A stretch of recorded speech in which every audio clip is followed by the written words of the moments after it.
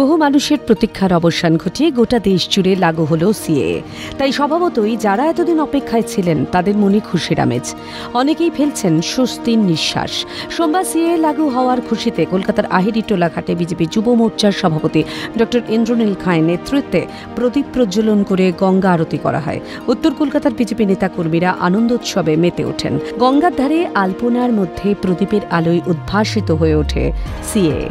ভারতবর্ষের ক্ষেত্রে এক ঐতিহাসিক দিন। ভারত আজ বিশ্বগুরুর আসনে বসতে পারল, এমনই দাবি ডক্টর ইন্দ্রনীল খাঁয়ের।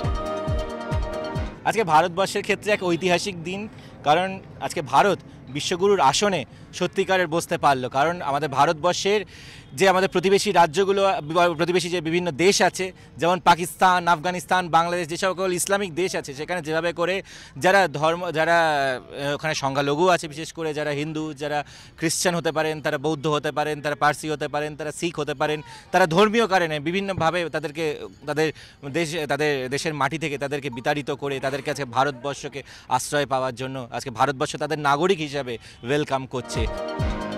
সিএএ নিয়ে রাজ্যের মুখ্যমন্ত্রী যে বিরোধিতা করছেন তার বিরুদ্ধে সরব হন তিনি। আজকে ভারতবর্ষ তো বলছে না কাউকে আমার দেশ থেকে চলে যাও।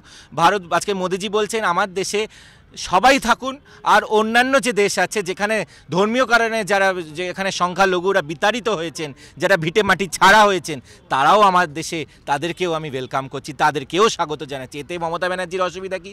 কারণ অন্যান্য দেশে তিনি মনে করছেন না যে অন্যান্য দেশে যারা বিতাড়িত সংখ্যালঘু আছে তারা তার ভোট ব্যাংক নয়।